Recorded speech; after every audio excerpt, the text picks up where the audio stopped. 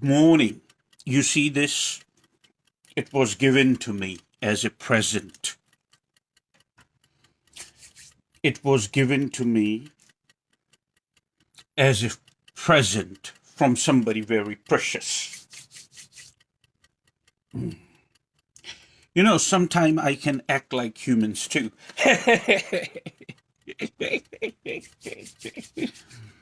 Anyway.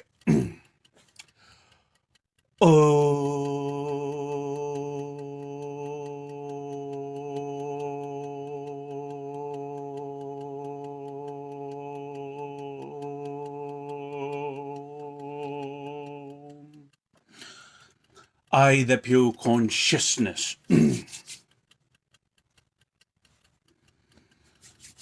I, the pure consciousness or the sense of self-awareness, would manifest the words of truth and wisdom.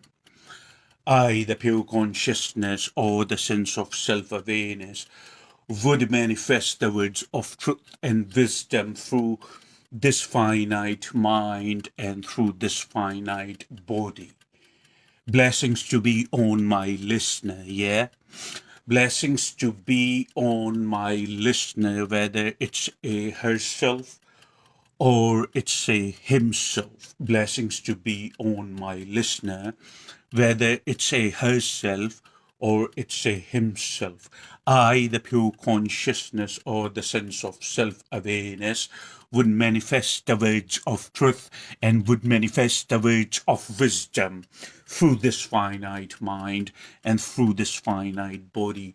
You have inquired about what is original sin. You see, you have inquired about what is original sin. So, first of all, you see, this inquiry seems interesting because in the response of this inquiry, I would bring tremendous amount of clarity. And you would understand in this inquiry, I would bring tremendous amount of clarity in human perception, and you would understand that sin is not what you think it is. As long as you are trying to understand sin through thinking process or through thinking mind, sin is not what you think sin is. That's number one. Because this clarity is needed in human perception. People are being very uncomfortable, they are being very miserable and vulnerable, by the way, on the top of everything, because of the wrong perceptions of things, because the clarity is being missing in their perception. And that's why they cannot see clearly, and when they cannot see clearly, they become very vulnerable, unfortunately, and they become very miserable. The question is, what is original sin? The person said they are religious, but they do not miss a single retreat from me, and they regularly meditate. They do not do yoga as much, but they regularly meditate and they are religious. So that's a beautiful thing. There is nothing wrong with being religious or following a particular religion. If you pay attention to my words in the retreats I give you here, you would realize that I don't condemn or refute a religion. I tell you it's a human construct because that's the part of the clarity. That's the part of the clarity that I bring in your perception. But I do not mention or go into a particular religion to refute and talk bad about the religion. That's not my job. You see, truth, whatever the truth is silent. If you understand what silent is, you know, I shush.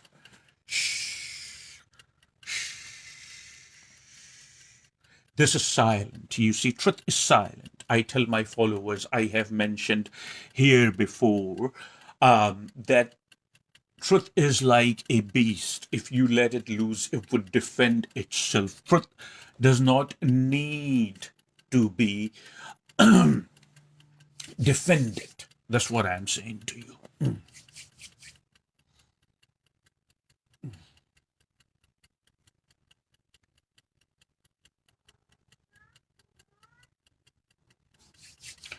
Truth does not need to be defended. You let it loose, you let the truth loose, it would defend itself. So the question is, the inquiry is, what is original sin? And the person, as I told you, the person is religious.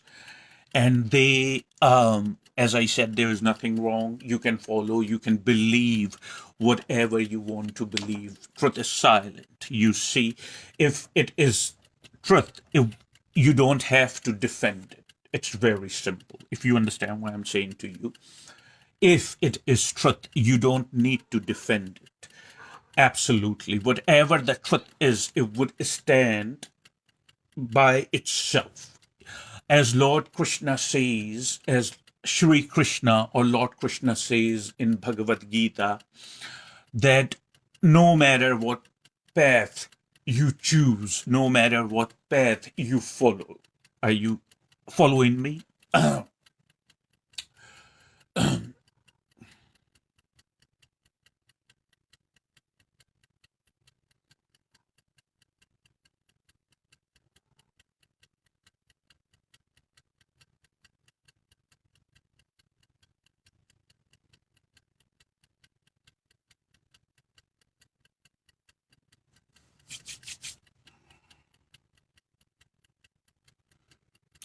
As Lord Krishna or Sri Krishna said in Bhagavad Gita, no matter what path you follow, no matter what path you choose, all the path ultimately would lead you to me. You understand what I'm saying to you? All the path ultimately would lead you to the truth, you see. And Urumi, as you have heard of Urumi, or the followers of a particular religion, the human construct, they call him Maulana Jalaluddin Rumi. He said something very similar. You see, he said that no matter what you believe, as long as it is getting you to the truth, is the right thing to follow. Something very similar. No matter what you believe, no matter what path you choose to walk, as long as it is taking you to the truth, basically, that's all this matters. Rumi. But Rumi, basically, as far as I know, Rumi was a mystic. And even though he was in Persia, and that's why the followers of a particular religion, they take a lot of pride in Rumi, but Rumi didn't have to do anything with any religion. As I said, all the religions, not one or two monotheistic or whatever the religions are, basically, as I have mentioned, that all the religions are human constructs.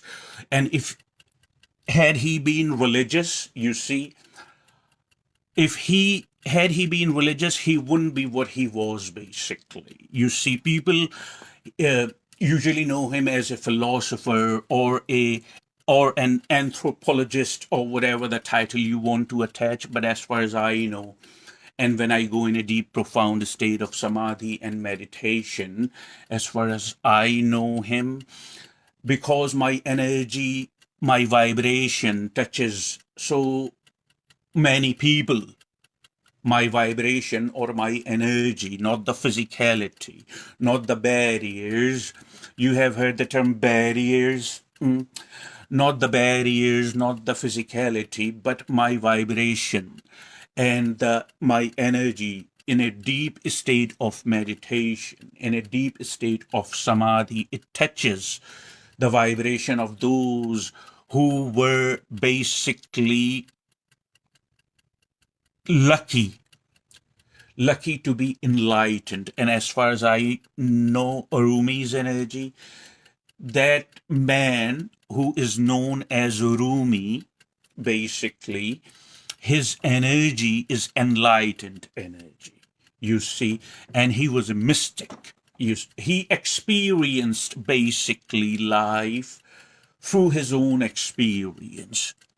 Rumi experienced life through his own experience. That's what a mystic is. Mystic does not believe in any second-hand information, if you understand what I'm saying to you. A mystic does not believe in any second-hand information.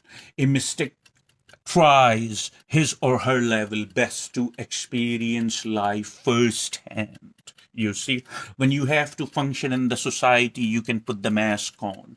But when you are by yourself, you don't have to keep the mask on your face. You see that rubber band around the mask. Lose the rubber band a little. You see what I'm saying to you? And understand that you can take the mask off when you are by yourself in the silence and retrieve yourself to your fundamental nature.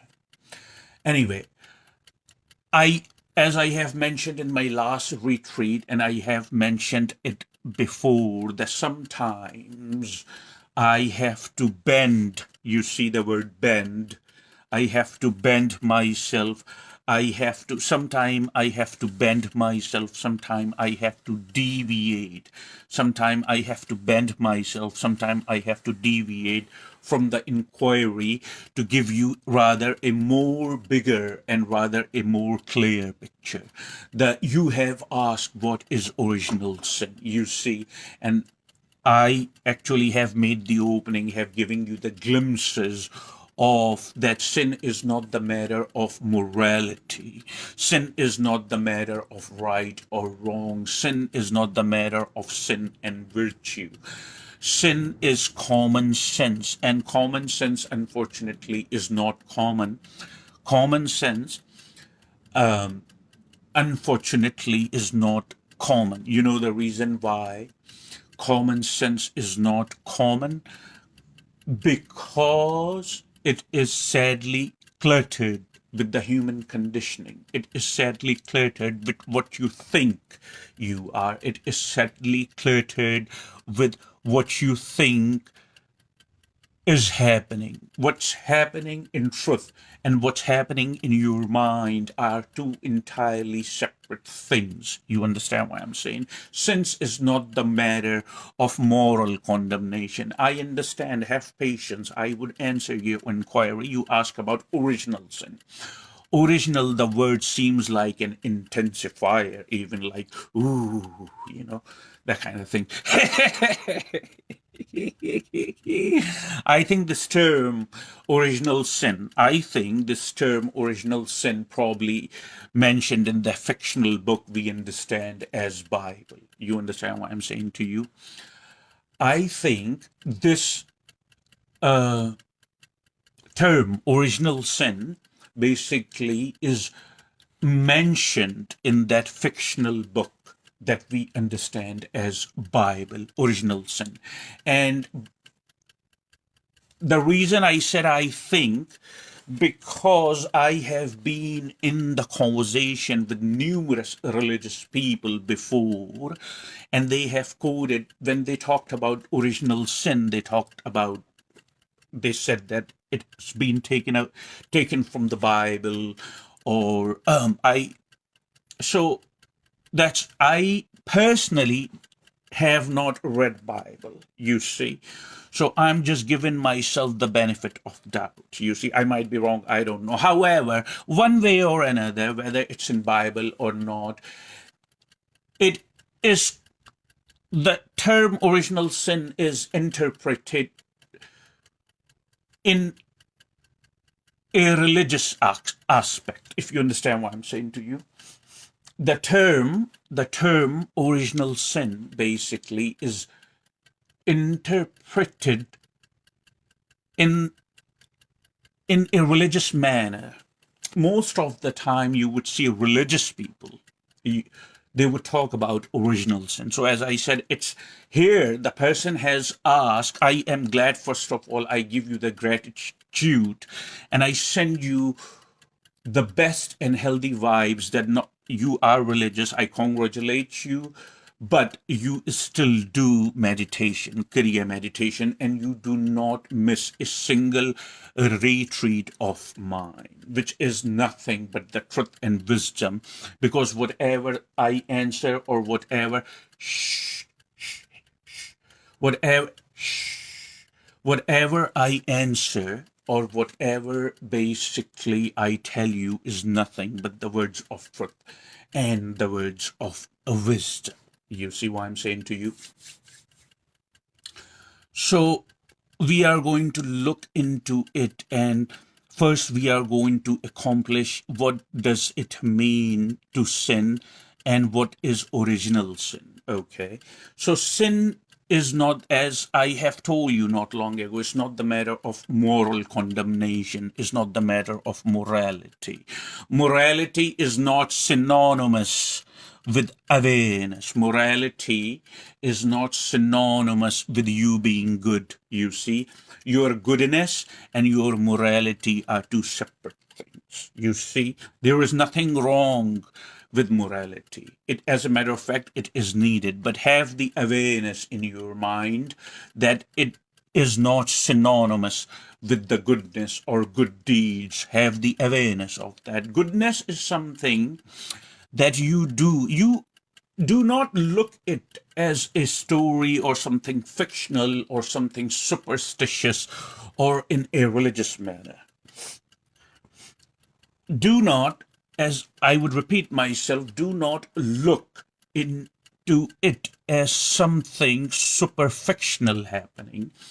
Do not look into it that something like a fairy tale happening, that what is original sin or what it means to sin.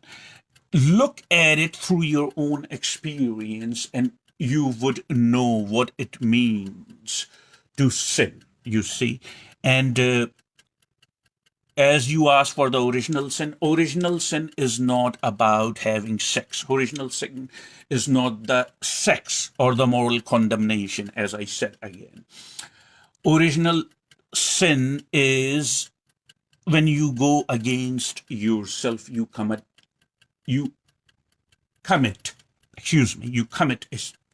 sin when you go against yourself. Sin means to go against. You are essentially made out of energy. If you understand what I'm saying to you, I'm answering your inquiry now. So you would realize in the end of this video that it became, from the matter of morality, it became the matter of common sense, that you can know what I am saying to you through your own experience only if you have been receptive. Sin means anything to go against. That's what, in a nutshell, sin mean is. Sin mean is to go against. Anything you do which goes against yourself is a sin, because you are essentially made out of energy. If there is so much duality in you, if there is so much contradiction in you, if you feel suffocated because you are present somewhere and you are having thoughts in your mind, no matter how compelling the thought may be, if you are sitting somewhere, you are trying to focus on the person who's talking to you, or trying to focus on something in particular. You are trying to give birth to you have heard the term give birth. You are trying to give birth to focus inside you. But some thought is keeping you occupied. Mind is playing tricks. You are given a cylinder, a vacuum, basically, which cannot be seen through the naked eye. I hope you are following me. You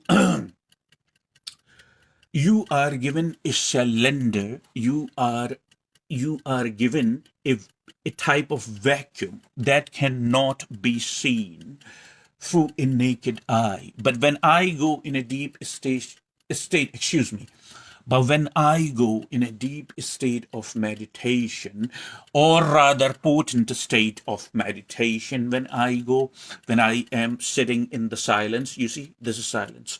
Shh. When I am sitting in the silence and I land on samadhi, potent state, very profound state. In this state, basically, you have no awareness of anything except that I am self-aware. I am. You know all this. You know just about anything that there is to know, if you understand what I'm saying to you.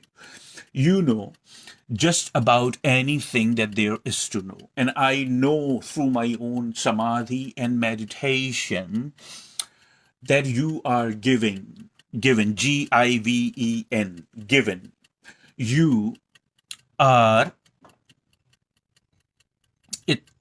given a certain amount of vacuum or cylinder, which you see, cylinder or vacuum, which cannot be seen, you see, which cannot be seen through naked eye. But a person who is extremely receptive, has been doing the meditation for years and years, like long period of time, has made herself or himself available to see the things that cannot be seen through the naked eye, to know it through your experience that cannot be experienced in the three-dimensional reality which you are so fascinated by. You see, the three-dimensional reality is a very narrow band. Remember, we talked about band. One is broadband and the other one is narrow band. We talked about bands. Anyway, so it's a very narrow band. But when I land on a deep state of samadhi, I know we are given a certain amount of vacuum, a certain amount of cylinder. Now, what happens basically in this cylinder, you need to manage yourself. You see, you need to manage, first of all, your mind, because once you learn to manage your mind, once you take charge of the mind, there remains nothing really to manage, if you understand what I'm saying. That's why meditation, and on the top of everything, Kriya meditation is very important. That's why meditation, or on the top of everything, Kriya meditation is extremely important for you. You see, if you do Kriya meditation, by the way, while we are talking about original sin here, you see, we are talking about original sin. If you do Kriya meditation, by the way, regularly, you wouldn't commit no sin, because you would learn not to go against yourself. You are given, G-I-V-E-N, you are given a certain room. In that certain room, there must not be a duality. In that certain room, there must not be a friction. If there is a duality, if there is a contradiction, if there is a friction, you feel suffocated. Have you not noticed when somebody is trying to have a conversation with you, you see, or somebody's telling you something, or you are perceiving your thought which requires your focus, but then automatically your mind, have you not noticed that? Watch what I'm saying, pay attention. Then automatically your mind goes to some useless thought or some useless object around you or something like that, and it tries to make out of that thing. It tries to make out of the thought. In the same time, anytime you try to maintain, have you not noticed that? If you look and you have certain amount of focus, you would realize that what I'm saying is, I'm telling you the truth. Anytime you try to focus on something, whether internally or externally in your surrounding, whether internally or externally in your surrounding, anytime you do that, you realize that your mind does not want you to focus. That's what I'm saying in a nutshell. Your mind, basically, your mind does not want you to focus on that particular thought, and mind goes against focus. Mind has got something against you focusing. You see, when you focus, you do not focus through your mind. You focus through your awareness, what you essentially are. And mind tries to make sense out of something. Just right, mind is so alert, it just goes right, it follows you. And before you even know, you have the contradiction in you, unfortunately. Before you, if you are not alert enough, you would not see that. Before you even know, you have now contradiction. You feel very unpleasant that time. Have you not felt that? That moment in time, you feel suffocated, like there is some type of heat is around your ears or just right here. There's some type of heat, and you feel suffocated from inside, very uneasy. You feel very uncomfortable, basically. You feel, have you not noticed that before?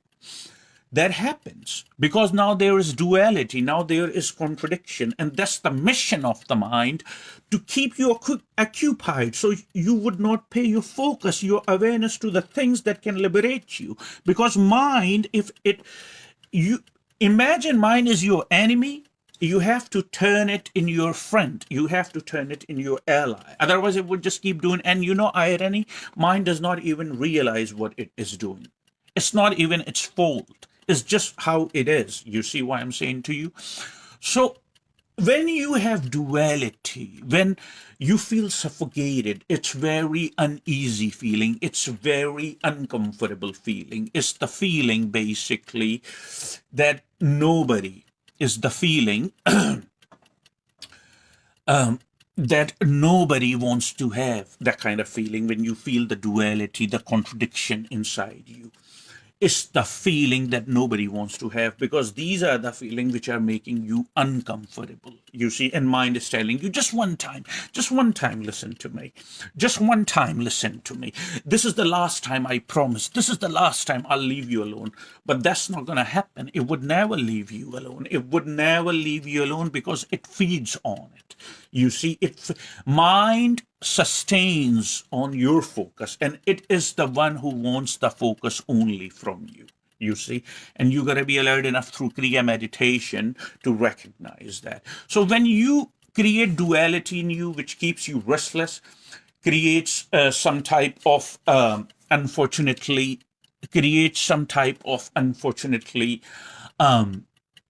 duality in you, keeps you restless, creates some type of friction in you,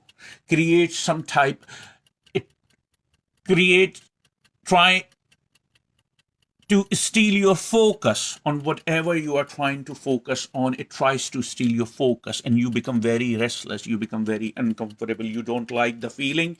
People drink because of that. God forbid me, they abuse substances because of that. But the thing is, it's just like putting a band-aid. Have you seen a band-aid? It's just like putting a band-aid on the wound, but not taking care of the wound itself.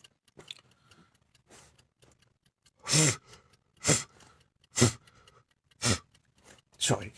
It's just like putting a band-aid, but not taking care of the wound itself, not doing the remedy so you can cure the wound itself, you see. Abusing substances, God forbid me, drinking excessively, you see, things like that. For the time being, you may feel a little relief, but these things, it's a fact that these things come with a price, you see. It damages you. It's not the permanent solution. We are here to find permanent solution. We are not here to find temporary solutions. We are here to find the solutions that would stay for the rest of our lives and lives. That's permanent solution. And that can only be attained through meditation. When you create distance through your mind, when you create distance from your mind, not through. When you create distance from your mind, then you can see the activity of thoughts, that how it is trying to compel you and how demented it is, because it wants to keep the focus only for itself. And we are refusing to do so through meditation. This all meditation is. And then you won't If you have learned that, then you would not have no duality. Anytime you have duality, anytime you have friction, anytime you have contradiction, unfortunately, you go against yourself. Because the outcome of that is you feel very restless. You understand what I'm saying to you? The outcome, the outcome of that is that you feel very, very restless within you. You don't want to keep, you don't want to feel what you feel that moment in time. You see that it's trying to steal your focus and you are trying to focus on something. It's just like that there is a tension. You see, remember we use the metaphor of rubber band. If we pull a super thick, now this is a super thick one, okay, not the made in China one. I'm just kidding. I'm just kidding. You pull a super thick rubber band, you see, like this, you feel the tension between these two fingers, that kind of tension, basically, if you have, and you are not taking charge, you are not taking charge of your thoughts and your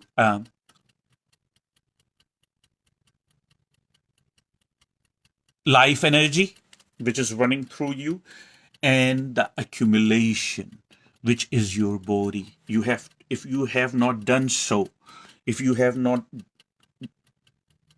aligned it already, the chances are you would commit sin. Anytime you feel uncomfortable, anytime you get hurt by your own action, it's also a sin. You see, I gave you an example first about the focus and awareness and taking charge of the mind so you would not go against yourself. Remember, I always tell you to remember the word remember. That sin means any time when you go against yourself, when you have taken enough charge of your mind and you have control on your faith. Because I can guarantee you, you would never go against yourself. You wouldn't have no duality. You wouldn't have no contradiction. I do it all the time, you see. So if I can do it, so can you. There is a hope. And that's why I deliver the messages and answer your inquiry to let you know. Okay, number two, if your action, now pay attention, please. Number two, if you perform it, if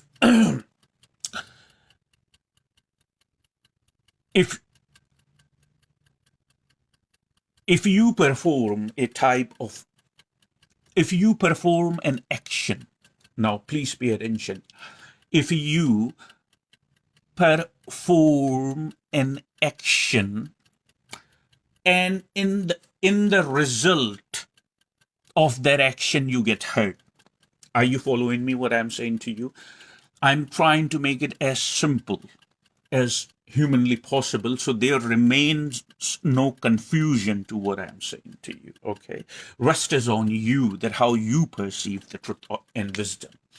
If you perform an action, basically, that goes actually against you and it brings negative consequences and what the word I'm looking for in English, repercussions. You see, if it brings negative consequences and repercussions, rather long-term consequences. You see, repercussions, that's, I think that's the right word, the long-term consequences, the consequences which go very far, the negative consequences on you. If you perform an action which brings negative consequences on you or repercussions, you are committing a sin. Because if you look at it more profoundly, if you focus on it, if you look at it more profoundly, and if you focus on it, you realize your action is causing you to get hurt. I would give you an example. If you are opening your mouth without realizing that what kind of consequences your words can bring to you. For instance, you are for instance, you are gossiping about somebody. For instance, you are calling somebody names right on their face. Are you following? I'm saying hypothetically, for example, not that's happening. I'm sure you don't do that. I'm sure if you are listening to my retreats, I'm sure you don't do that, which is a great thing. But anyway, if you are gossiping or if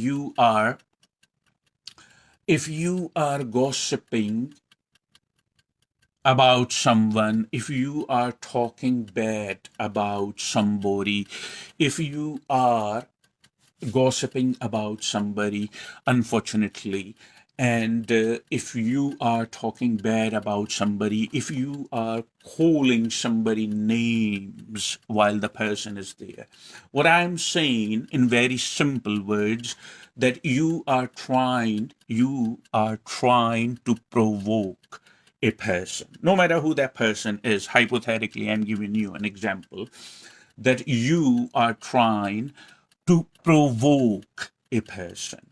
And in the result of your action, because you have not taken enough time before you opened your mouth, so you are doing all these negative activities through your words. And what's happening in the result? You do not know anything about the other person. The person, you don't know what the person is capable of. If you understand what I'm saying to you, you do not know what the person is capable of. You do not know how much strength the person has. You see, you know nothing about that person.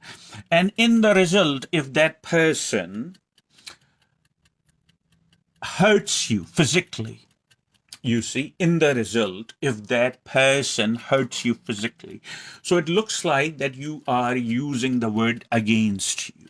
It looks like that you are going against you because you have not taken, unfortunately, enough time to understand that the words you are using, what kind of consequences it can bring in a certain situation. You see, so it seems like you are going against yourself through your own words, and you get hurt in return, unfortunately, eh, because you said something nasty and you provoked somebody, you offended somebody, and the person, God forbid me, hurts you in return as a reaction. It means that you are committing a sin. That is a sin right there. You see, so the definition of sins is not the moral condemnation. Cats, shh, silent. Shh, cat, silent. Shh, silence, please. So the definition of the sin basically is turning from moral condemnation or the matter of morality to common sense. You understand? Keep your energy, you see, just keep it as light as humanly possible, and there is no chance that you would commit any sin. And that would only happen when you dedicate, or at least if you are not dedicating, make some time every day for yourself. The third example would be that in the society you go around, you do not know what in anyone's heart. You do not know. You can make an assumption. You can make a claim that I know. You do not know. Everyone's world is extremely private. I can guarantee you that.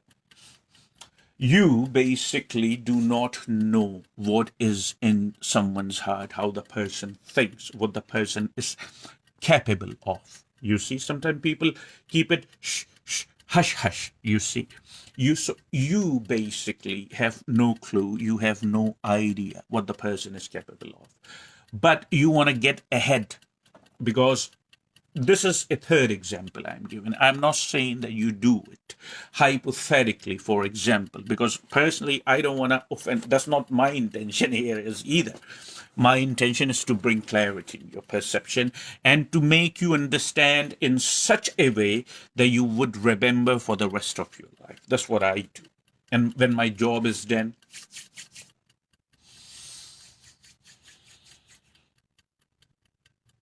anyway, so the third example is you want to get ahead in life in terms of money, in terms of designation, in terms of opportunity, and you step on somebody's throat. You see, you schemed somebody, you spam somebody, you showed them one thing and gave them another. You see, some people forgive. You understand what I'm saying? Most people try to do the right thing. I have a lot of faith in humanity. Most people try to do the right thing. So most of the time, most of the time people forgive. But you do not know that it may just not happen. Maybe somebody can carry a resentment in them. You do not know anything about anybody, you see. When you think you may know, but what you perceive is your own knowledge that you already know. You do not know how, you do not know exactly how the person is happening profoundly. You know nothing. You do not know what, how the person, or you do not know as how the person is happening, you see. So what you do basically, you try to scheme them because of the money, monetary gain. These things wouldn't take you far, but rather would get you in trouble, actually. And then you step on somebody's throat, you basically scheme them, you spam them, you play tricks somehow, you steal their money, or you hurt them and steal their job or their designation, or you want the promotion, any number of human stupidities, I'm saying, basically. You do that, and if the person is what those people in India are, it's a dark side of sacred. You understand what I'm saying? What those people in India are basically, it's a dark side of sacred. Look it up, YouTube, Aghoris. You see, Aghoris are the dark side of sacred, you see, and they do black magic, and it the black magic they do is extremely potent. You understand? They take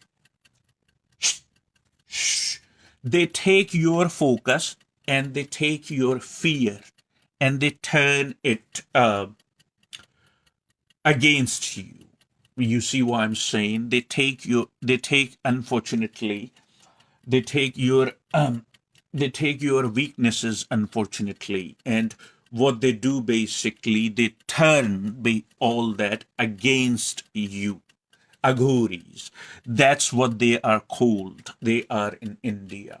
Most Indians, we the Indian people, most of us know them as the dark side of the sacred, the dark side of divine, you see.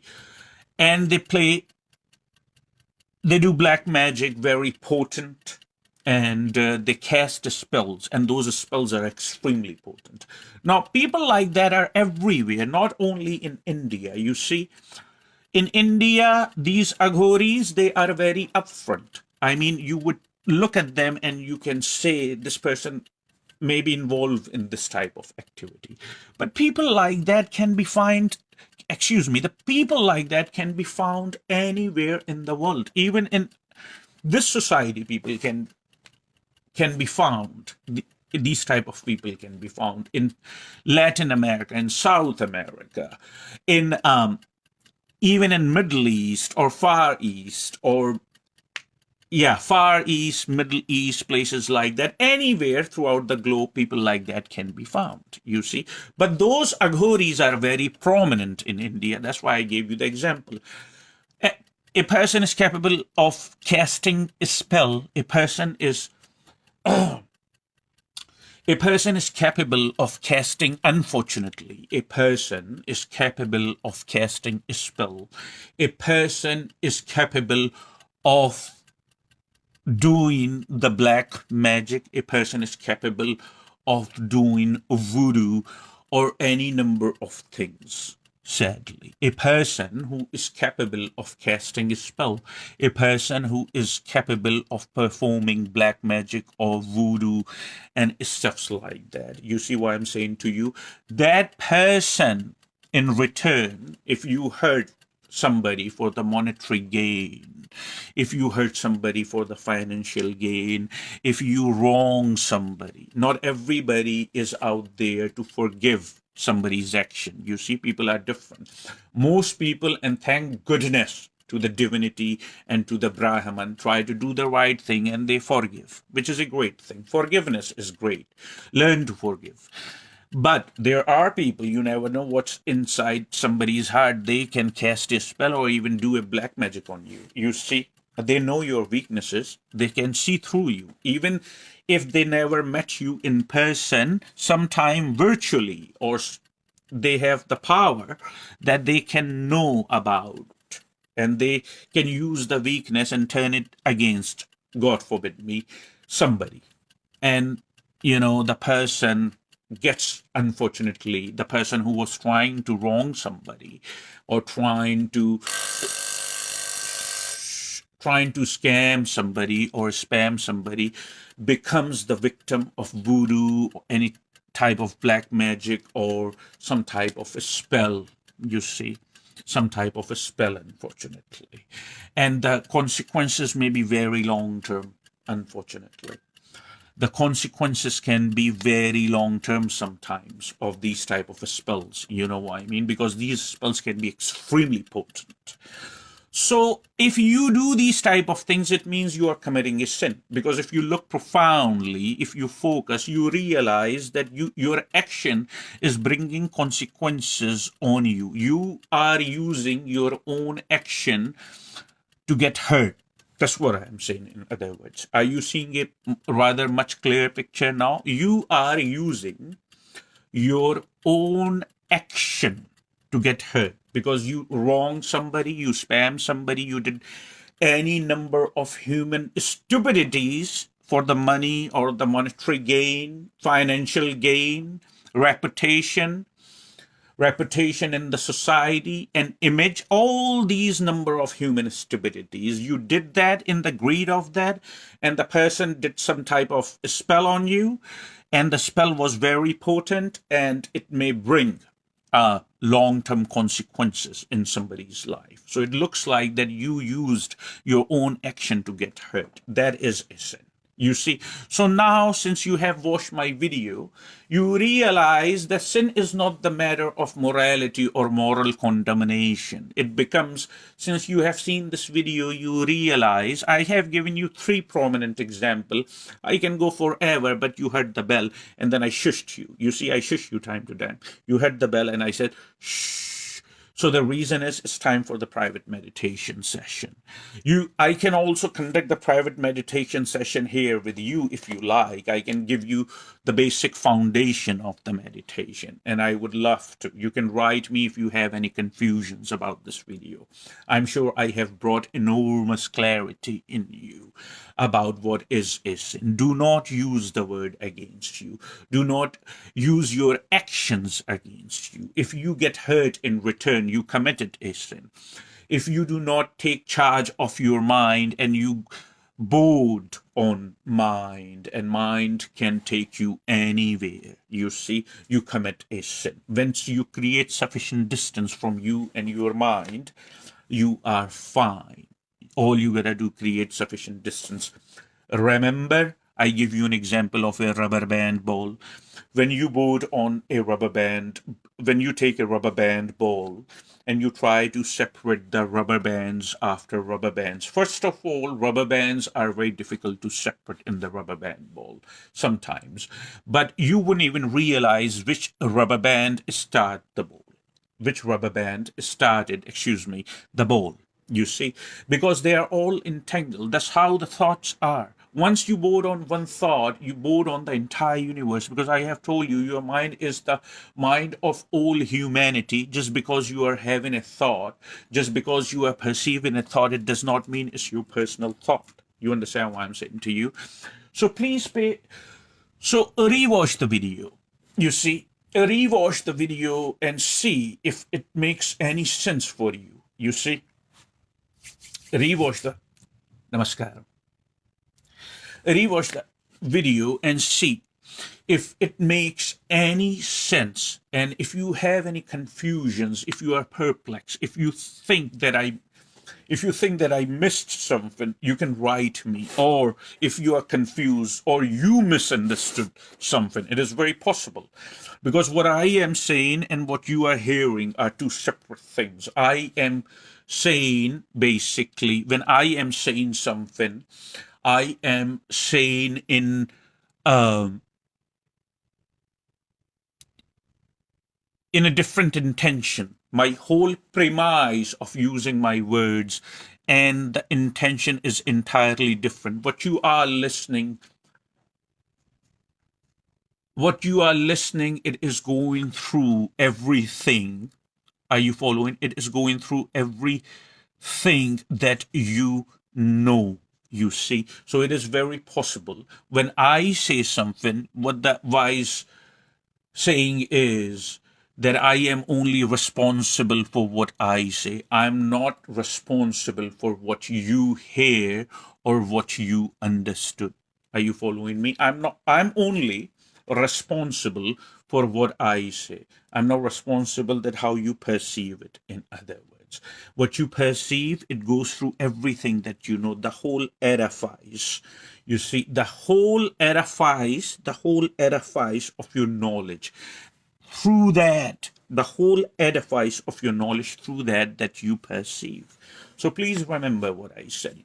You may be misunderstood about something. Write me. I have mentioned my email address on my YouTube channel. You can write me. You can inquire anything, and I would bring more clarity. But I'm sure that I have told you that original sin or sin, whether it's original sin or fake sin or generic sin or whatever, it doesn't matter. Is sin anytime when you go against yourself, whether through your words, is sin anytime you go against yourself, whether through your words or your thoughts, unfortunately, or your action. A sin is anytime when you go unfortunately against yourself through your words, through your thoughts, and through your action.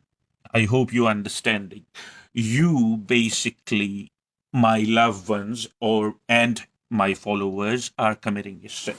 And you would only can recognize it right then and there that which action or the word or the thought you are thinking, saying, or performing is going against you. When you are alert enough, when your focus is tremendously high, and that can only be happen when you do Kriya meditation every day, no matter for how long. You can make a small amount of time. You can make a small amount of time for yourself every day. That much you owe yourself. There is no good time to do the right thing. If you understand what I'm saying to you, there is no good time to do the right thing.